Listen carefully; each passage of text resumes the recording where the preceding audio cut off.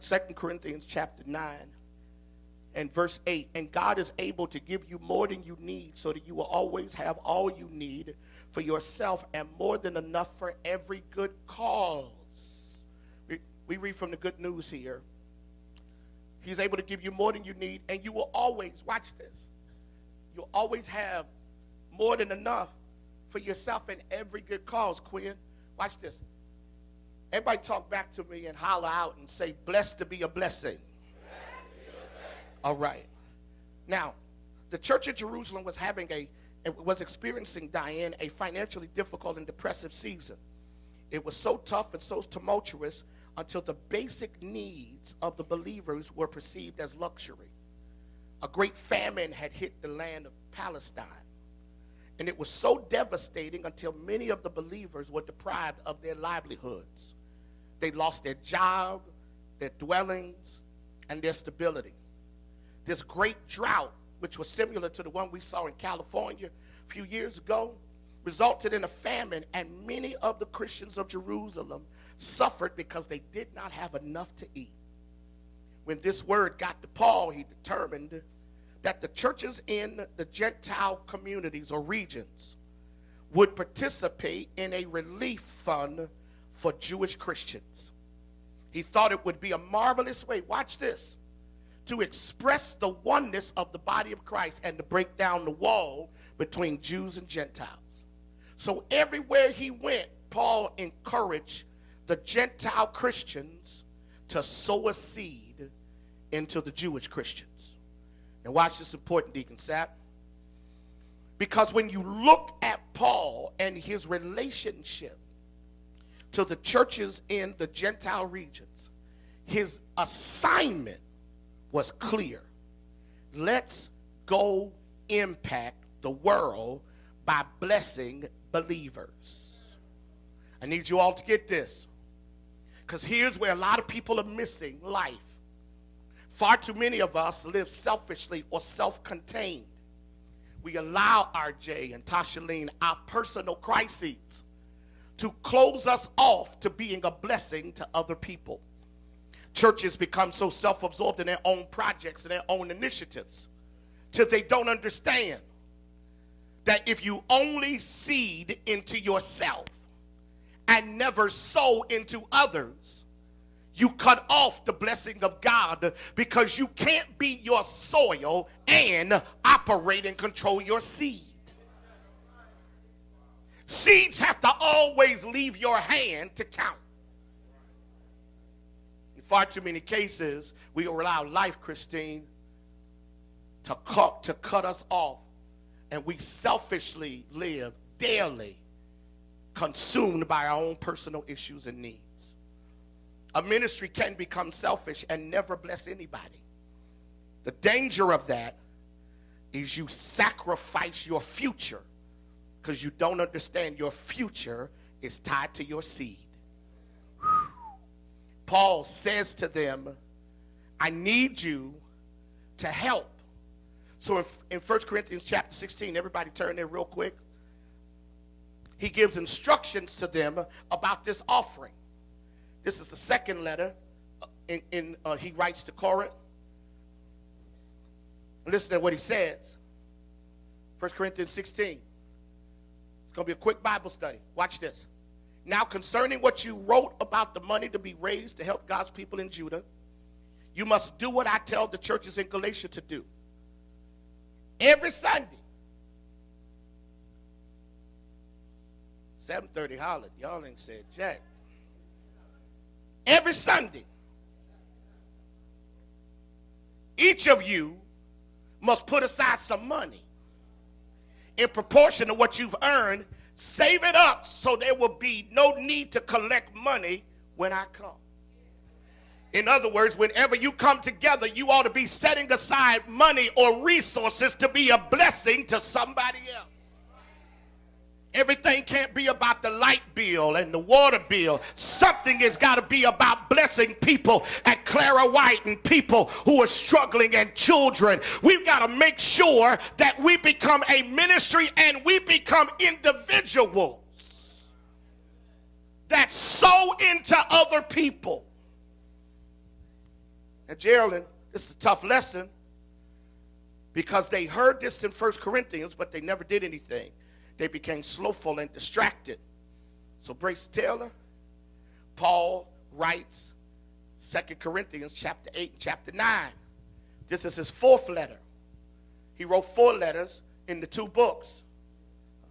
The authors or the compilers of Scripture redacted 4 letters in the 2 epistles. And the goal was to give them the foundation, watch this, to finish the offering. He built it on 3 premises. I'm taking you somewhere. Here's the first premise. If you're writing down, I'm going to say it slowly because my time is gone, so I want to say this quickly and get you out of here.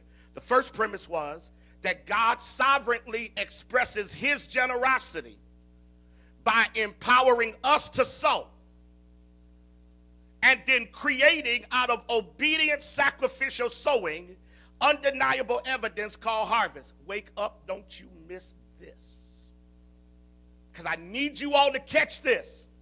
What you just did in an emotional moment is fine, but until it becomes an intentional lifestyle, it will never produce harvest. Here's what's happened in the modern day black church. We bring in these charismatic personalities and they get us all riled up.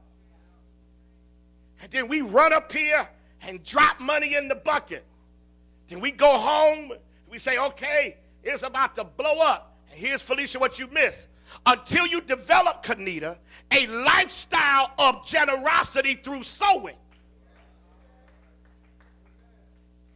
you will always have sporadic moments that will never produce permanent harvest. Bianca, I need you to get this. This is a lifestyle. And here's the problem with most of us as African Americans. We have lost the ability to be generous. We're normally only generous when we are emotionally inspired to be. It is a proven fact that most of us only give out of the prompting of a moment. But watch this. God manifests his sovereignty in generosity through us.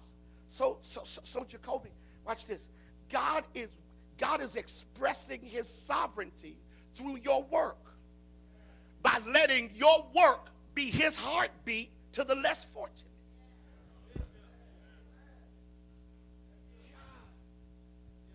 God's heart is beating every time you bless somebody. Every time somebody less fortunate than you experiences your service, your sacrifice, your seed. Poo-poo, poo-poo. The heart of God beats in the earth every time you help somebody, every time you mentor somebody, every time someone is blessed by your life. The heartbeat of God, God's heart was beating today as you told your story. Tony Farley, God's heart beat today. Why? Because every time you bless somebody, Spoon, the heartbeat of God, you are the expression of God's compassion. Do you understand? You've been blessed so God's heart can be experienced. It's tough to preach this sermon in this service because some of you are so enthralled with the emotion of 10:15 till you miss the substance of what I'm trying to teach you. Here it is.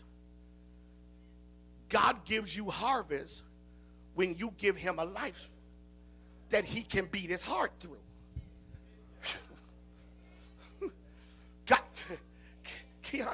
God gives you a harvest when he can borrow your life. Jacoby, you want to know what God has done? You told God, you can borrow my life. And what I'll do with it is I'll help other people. You can borrow my life. And what I'll do with it is I'll make sure that the poor eat. You can borrow my life. And what I'll do is make sure that children get educated. Coaches, you can borrow my life. And what I'll do is make sure that the things you've given to me to give away, I give away freely. Some of y'all are getting it. You can borrow my life, God. I won't be selfish. I won't be negative. I will let you have my life. Listen, because you can tell God no, you can't have my life. But when you tell God yes, you can have my life. I will work with the less fortunate. I will be a person there. I will visit the jail. I will sacrifice my own to make a difference. When you give him your life, he gives you back harvest.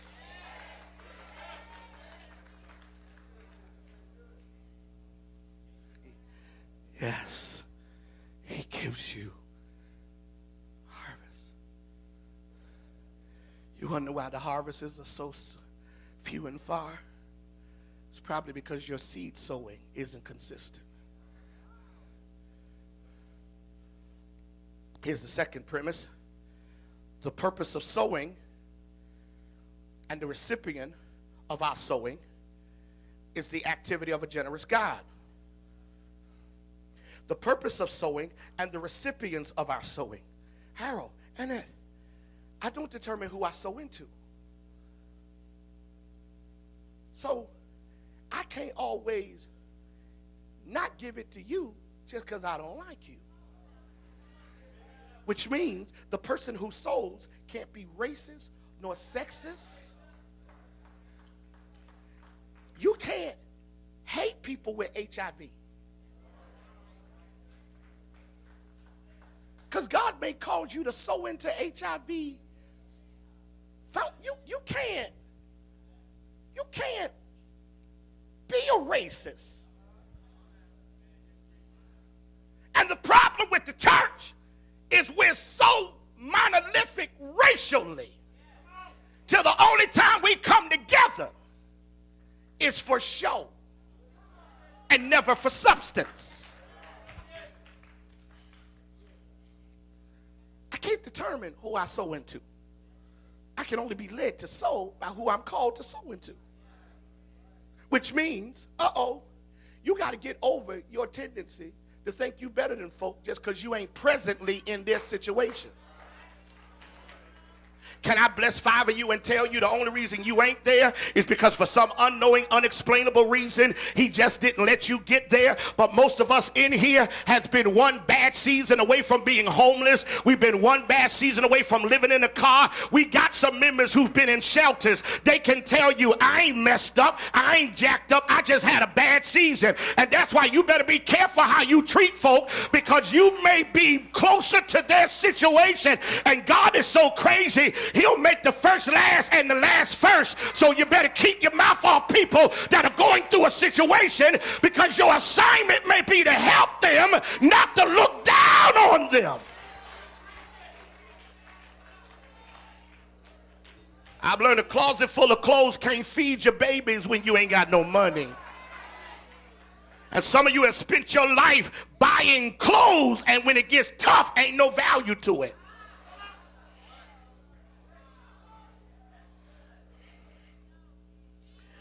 In essence, who you sow into is as important as the activity of sowing. Here's the third premise, then I'll get to my points and be done. The third premise is the church global, though divided into smaller parts, is called and empowered to meet his own needs.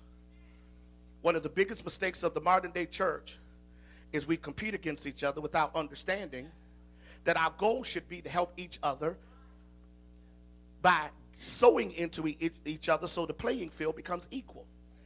It's enough sinners to go around.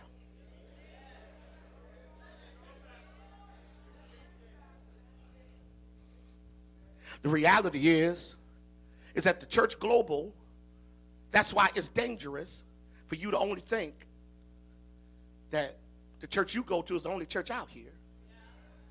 What God is saying is that you are assigned to a church, but you are a part of the body. Farley is a very good Omega man. I'm a very good Kappa man. Deacon Smith, who's over there kind of asleep, is a very good Sigma man. He's tired. I'm tired too. My wife is AKA. Hallelujah. Bracy is a Mason. It's too late. Right? I know that's really wrong on me. Right? Watch this. You're part of the, where did you pledge? Edward Waters. That's a chapter. Here's what's deep. Organizations got it right, and the church has got it wrong. They may have their own chapters, but every year they come together under the banner of Omega. And every chapter can't do its own thing, so they have to all submit to the charter. The church has one charter. And it don't matter how big my chapter is, we still operate from the same. Rudy McKissick ain't my enemy. John Newman ain't my enemy. I don't have time to compete against folk when I'm trying to grow the folk I'm assigned to. And if God want me to have 10,000 members, I ain't got to disrespect him to get my harvest. Y'all ain't getting it. That's why we got to understand we are a part of the body of Christ.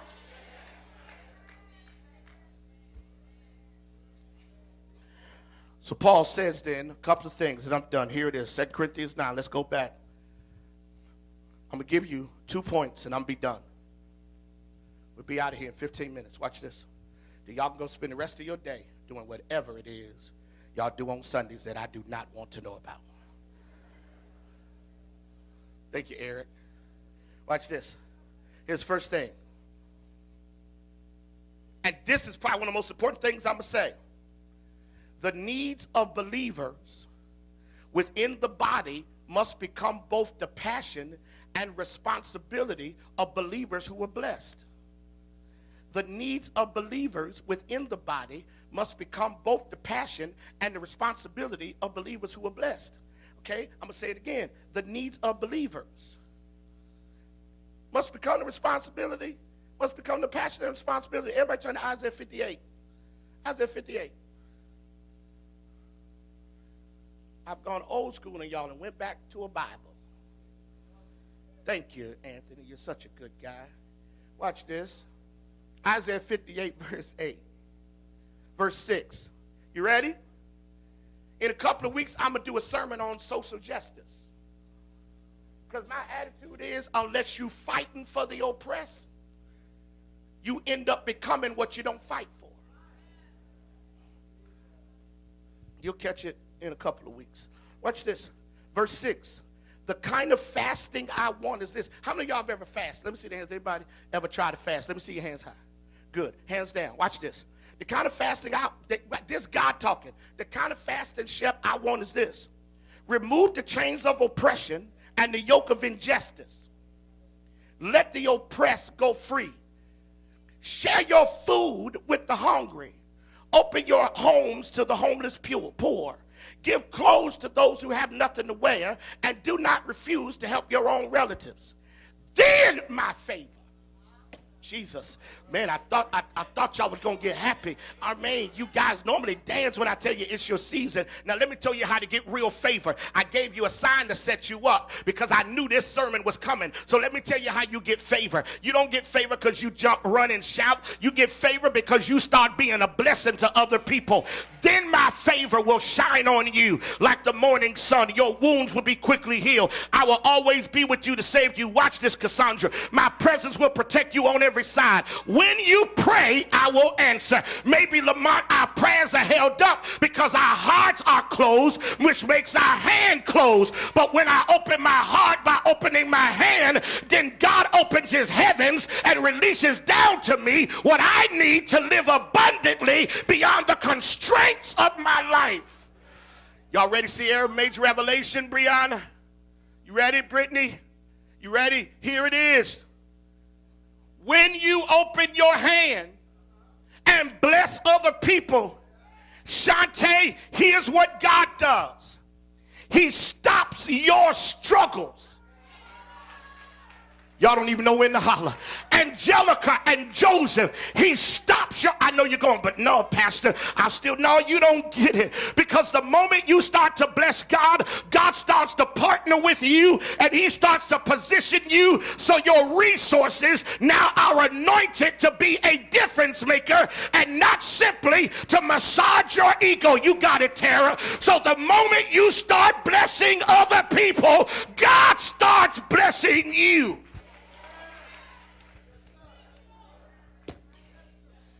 Watch this.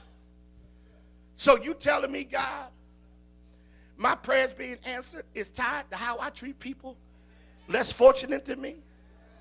Can I bless 8 of y'all and tell you, you ain't the most worst office person in the world? No, Karen, I need some of y'all to get out of your pity parties, Valerie, and talk about how hard your life is. I promise you, boo-boo, there is somebody out here that's worse off than you.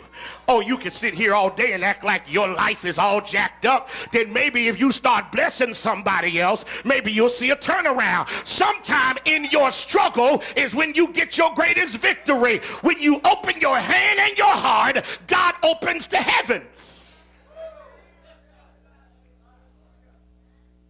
Imagine if you and your spouse decided to become generous sowers in the earth. Imagine if out of this singular blessing, you decide to bless somebody or bless some cause. Imagine. I was preaching this morning. I've been diagnosed with type 2 diabetes. Actually doing pretty good with it. Numbers good. Most of the time when I check it, doing good. I'm preaching, and God said to me, Day, I need you every month to start sowing into your own healing by writing a check to the Diabetes Foundation. I'm not going to take away from what I give to my church. But I'm so stupid to believe that if I start blessing multiple causes, he have to keep giving me the resources to keep doing what I'm.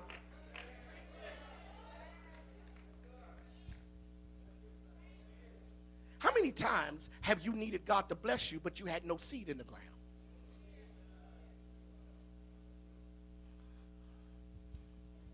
All of a sudden, we start to care for each other.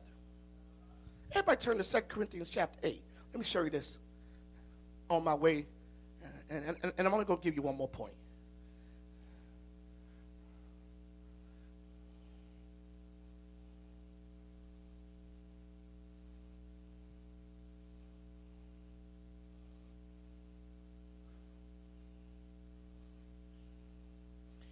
How many of y'all say you love people? Let me see the hand. Everybody say, I love people. Let me see your hands. Let me see them high. All right. Well, that's fine. I mean, I'm glad you didn't raise your hand, because that's what we need out, because we need our worship leader to love people. If you don't love people, you can't lead me in worship. I don't need nobody that can't love folk. I need your spirit right, so you might want to raise your hand. Let's try it again. Thank you very much. Don't you play with me. Girl, that's the first criteria lead folk in worship is you love them. Okay, that corrected moment over. I bet you next time she raised hands, feet, and toes. All right, watch this. Paul is trying to get the church at Corinth to finish this offering. So in verse 7, he says, you are so rich in all you have, faith, speech, knowledge, and in your eagerness to help, and in your love for us. And so we want you to be generous also in this service of love. I'm not laying down any rules, but by showing how eager others are to help, I'm trying to find out how real you are. Watch this. He said, Brace, he said, let me test how real you really are. When I start checking who you're helping. Wait, you mean this don't make me real? You mean don't make me real? You mean running up and sewing $1 in the pastor don't make me real? No, let me tell you what makes you real. When you understand that you are a part of helping others be better. Let me tell you what makes you real. You ready? Watch this. We good. Watch this. Realness is the authenticity of how you choose to bless other people.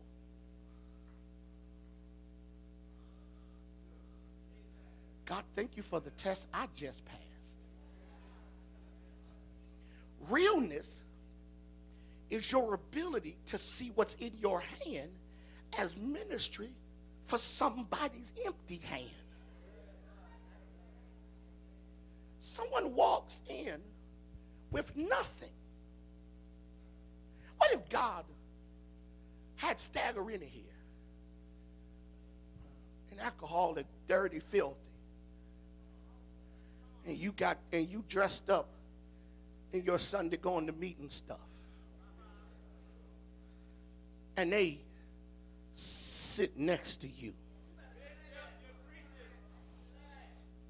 You sitting there.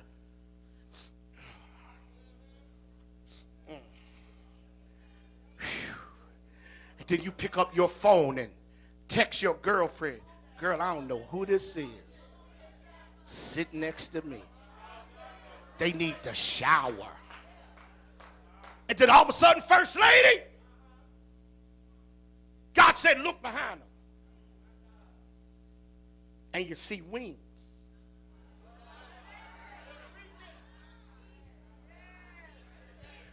God sent an angel to test if you're real. Matthew 25, when I was hungry, did you feed me? When I was naked, did you clothe me? When I was in prison, did you come to see about me? Everybody in here ain't rich and famous. Some folk got picked up from the homeless shelter, but we don't ever need to make anybody feel bad. Just because they don't smell like they got a bottle of cologne on, don't mean their heart stinks. Some of you smell good, but your heart smells. You don't know how to treat people. God told me real religion is about generous.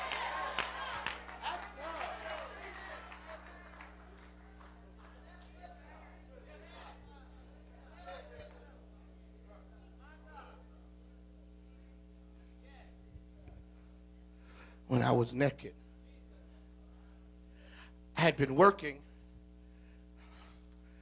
as a part of this sermon on Matthew 25. And I want to do this thing, and I'm probably going to do it Tuesday. It's entitled, When You're Really Righteous. Righteousness ain't that you don't drink, smoke, cuss, and fuss.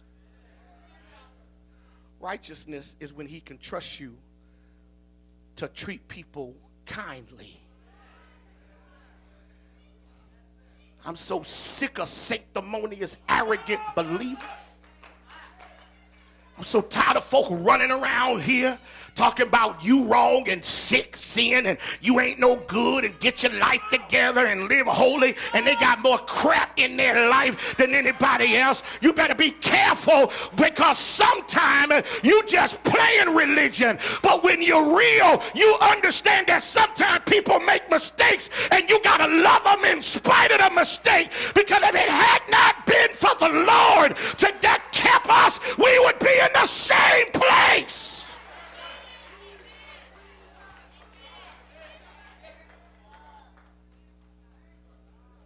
I don't accept your sin, but I don't judge you because of it. I'm mature enough to call you to get better, but I ain't crazy enough to expect that you're going to get better overnight.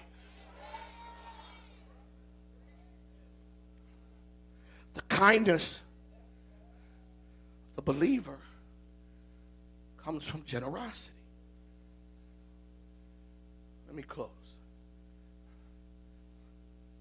We must care. So here it is. The open hand, last point, which is connected to the open heart, is the primary avenue by which we partner with God. Here we go. When we partner with God, y'all ready for the revelation? God creates, Deacon Flynn, perpetual harvest. I want to run so bad, but I'm tired. Hey, Tiff, here's how deep God is. Watch this. when you partner with God, see, God, okay. It's plenty of churches that can build buildings but can't build lives. We're going to do both. We're going to build a building and build lives. When we partner with God, God all of a sudden starts to do crazy stuff. Here's what he does. He keeps you going while you're giving. And what trips you out is while you're giving, you're growing, while others are holding, they're drowning. Okay, Jacoby, I'm tired of using you, but I'm going to use one last time. How much money have y'all given away in 23 years in your time as executive director? How much money? Just throw me out a number. Some insane number. Throw me out. $20 million. You've given away $20 million. You've given away $20 million. Okay? You've given away $20 million. You've given away $20 million. And you told me that y'all about to be debt free. But you gave away $20 million. Come on, Harold. I need somebody to get on my side and start working with me. Come on, Tamika. I need y'all to become some partners. Help me, Marion Scott, since y'all sitting in places. Let me help you. You gave away how much money? $1 million, and y'all about to be what? Wait a minute. So, God, you telling me if I give away money, you'll actually make me debt free. Okay, you missed the whole revelation. Come on, Folly. How long you been paying your tithe, Folly? Right, since ever. Here's what I'm trying to get you. Any church that starts giving it away will start getting it back in ways that don't come with money. It comes with favor. God is about to open the heaven, but the first thing is you got to open your... I mean, if you and your wife commit from this day on to become generous, I mean blessing, and so, listen, and there are two types of people you need to, Beatrice, you need to know how to sow into. You need to sow into the less fortunate, because they're the test of whether your heart is pure. You need to sow into what you want to be, because they're evidence of where you're getting ready to go. So you sow into the one that's struggling to test you. You sow into the one that's succeeding to bless you. Listen. God told me and First Lady Kay and Cheese to sow, Chris, into some of my pastors. So I've written a couple of checks. Then the Lord told me to sow into Bishop Ellis. Now, he's our covering, so that makes sense. Then the Lord told me to sow into E. Dewey Smith. I'm getting ready to write the check this week. And I said, God, he just had Jake's for his pastor's anniversary. Oh, yeah, we can do one service if y'all get me Jake's. So you know how much money he probably had?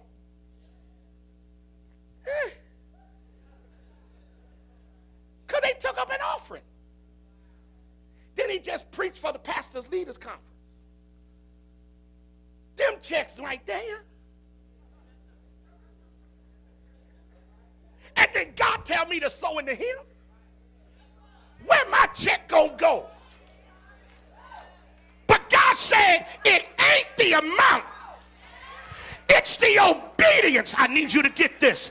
You got to humble yourself and understand that sometimes when you sow into people, you are sowing into your next season. Now, let me bless you. I'm not sowing because I want what he got. I'm sowing because I want what I got. I'm sowing because of what I believe he getting ready to do with us.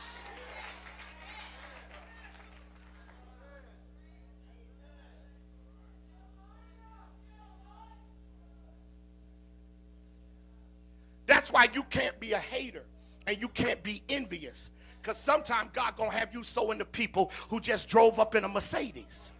And you had to catch the bus. And you're going to be sitting here talking about something. They got it. I ain't giving them nothing. But you don't get it. When you sow, you're not sowing because you're trying to prove yourself. You're sowing because you're proving God. My God, Pastor, you're preaching today. And so the day I get delivered from money is the day I get delivered from poverty.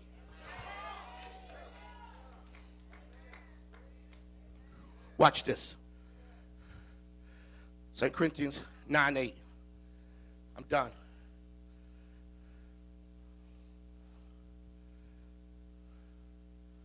Watch this.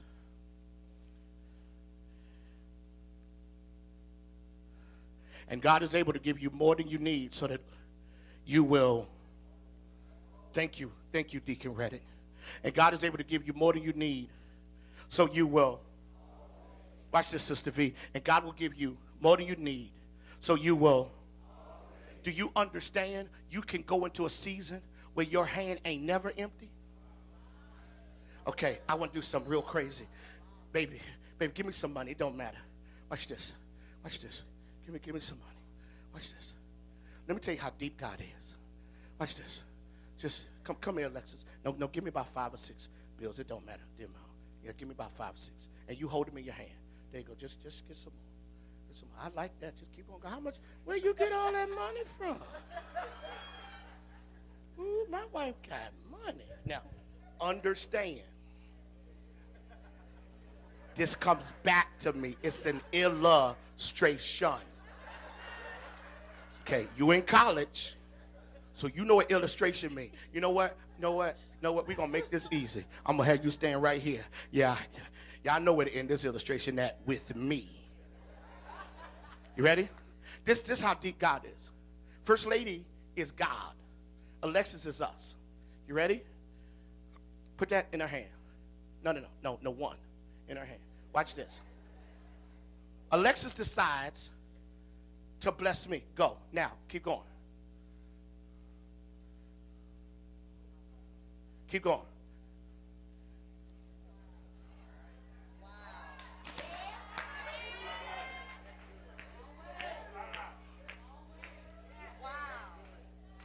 Stop. She was never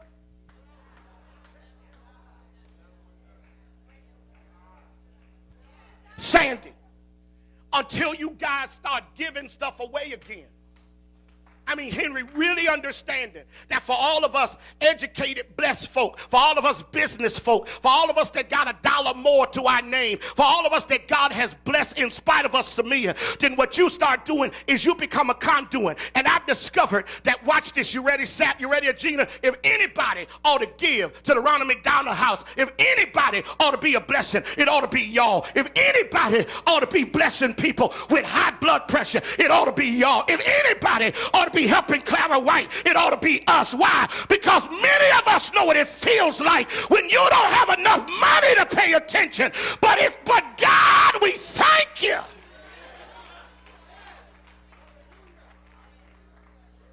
Watch this. Notice, God takes it back. And look at how deep this is. Now, all of a sudden, she got stuff in her hand. And now it starts getting faster. Before you know it, God's blessing you so fast, you can't even. Woo! I need about 8 folk. Take your neighbor's hand and tell them God's about to accelerate your blessing. You're going to look up and you're going to be so blessed till it's going to scare you. Tell your neighbor, I think I got it. If I bless you, God will bless me. I'm blessed to be a blessing. Tell somebody I ain't got much, but I'm going to get my way to my next level.